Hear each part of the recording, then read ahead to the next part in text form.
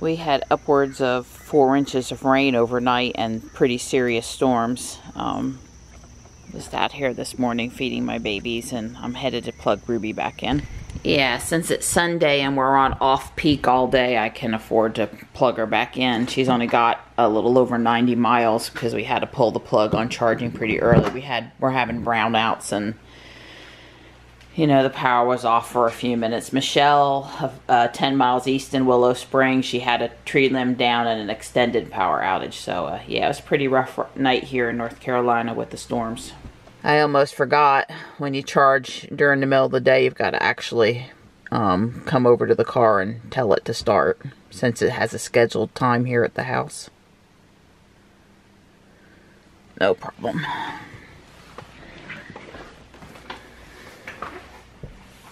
Well, good news, no tree limbs down on the driveway this morning. Don says he heard one fall in the woods last night. We just saw the bluebird fly out of her box. She's sitting on her eggs, so that's good. She's doing good.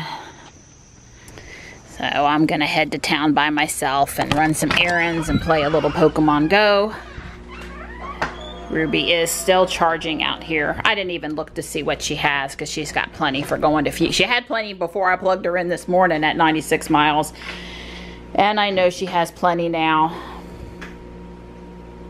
You do have to wait a minute before pulling when it's in the middle of charging. And we'll go in the car and see what my range is now. Yeah, I'm at 170 miles, so we'll catch up the rest of our normal 80% charge overnight tonight. It's no big deal. Even if it was a school day, I would have been okay. I left Johnny home playing Minecraft online with a friend. I was cool with that today. He was such a good kid yesterday. I didn't need to get him out now. Maybe this afternoon, early evening, we would do a little Pokemon Go ride together. We'll see.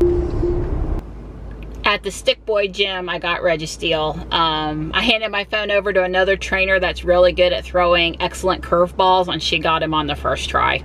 Maybe I would have got him anyway, but I was happy to have the help. I'm headed over to the library now. Several people in our group don't have him yet, and I want to help bring him down so they can try to catch him and maybe get a second one. We're at the library, and they're all over here in the shade.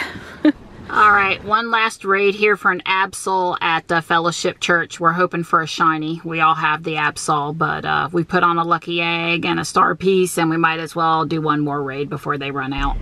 I got the Absol. No one got a shiny. Johnny's phone GPS whacked out again, so I couldn't play for him.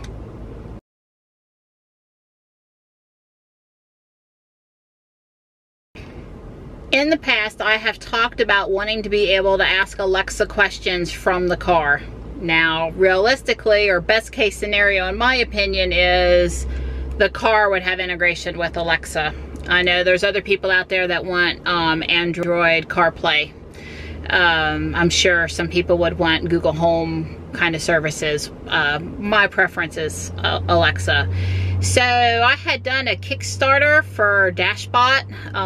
It's not been completed yet. I do still think it's coming, but really super slow. The idea there was to have a little robot guy on your dash, and he'd be listening, and he'd integrate with the Bluetooth, I think, on your phone, and, you know, do it. But I noticed that, or found that Ankor has a USB plug for the 12-volt adapter for what us older folks call the cigarette lighter. It's called Roav by Ankor, and it is listening for Alexa. So I'm going to unbox this, and I'm going to give it a try. In the meantime, you know, I think this would be good. Now, I know that I can go in on my phone, and there's a little, in the Amazon app, and there's a little circular Alexa symbol, and when I press on it, she's listening, and I can ask a question there. But when I'm driving, you know, I want to be hands-free. When I got a question, I don't want to have to click on anything. I just prefer to say Alexa and, you know, ask. So, yeah, I can do that, but I don't like that solution. So let's see how this Ankor Roav works. I did want to note that if you bring up Amazon on the MCU, there is no microphone or button for the A app, so to bring up A, so you can't do it that way either.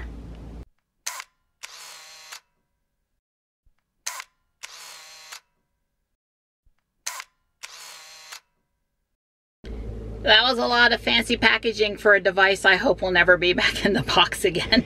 So the little piece of sticky that I pulled off says tap to wake or press and hold to mute. So yeah, I wasn't thinking I was gonna have to tap it. I don't know if I'm happy about that either. I think most of you guys know I'm going around with this blanket and my tissues and my purse and all this stuff on top of the console, and the 12 volt is actually usually in my car covered up. And I'm gonna pull off the cap, insert the device. It lit up with a little expected Amazon A ring there. Kind of lit up, so that's cool. Next, you'll need to install the Roav Viva app on your phone. Once the app is installed, you'll need to accept the user agreement, grant some permissions, and sign in with either Facebook or Google credentials.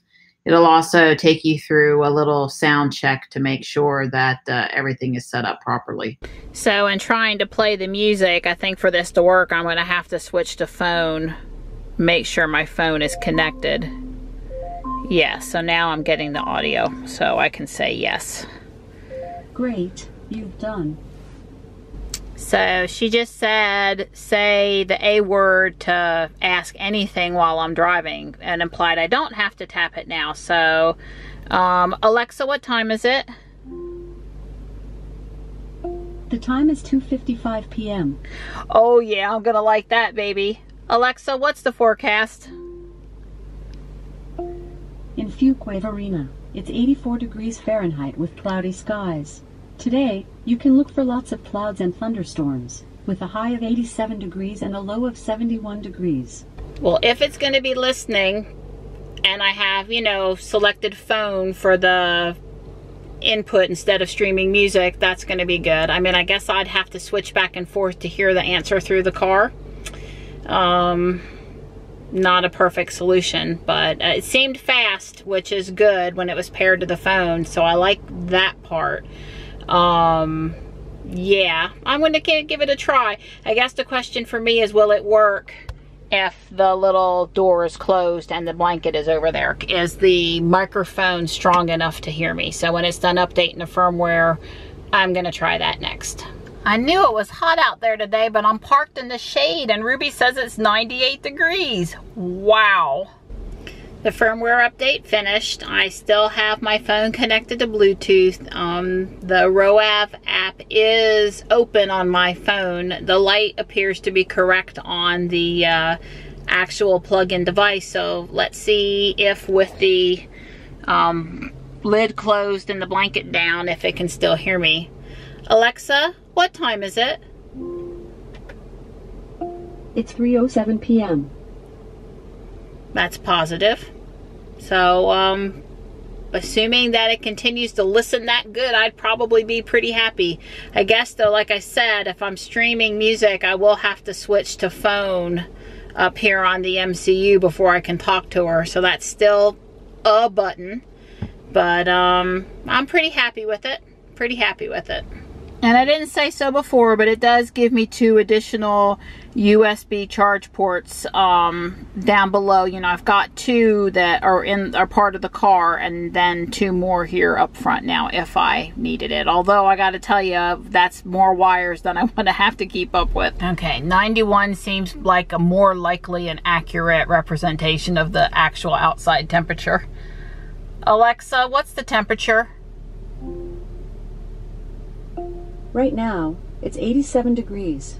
Tonight, expect a low of 71 degrees. Wonder where her 87 came from. Holly Springs, Fuquay, Boys Creek. Been a long time since I spotted a Corel pattern I don't have. I enjoyed my walk in Guardian Angel. Time to head to the house now, though. I had Climate On while I was in Guardian Angel at 80 degrees, and when I opened up the door, the little Roav plug-in said, "Welcome back."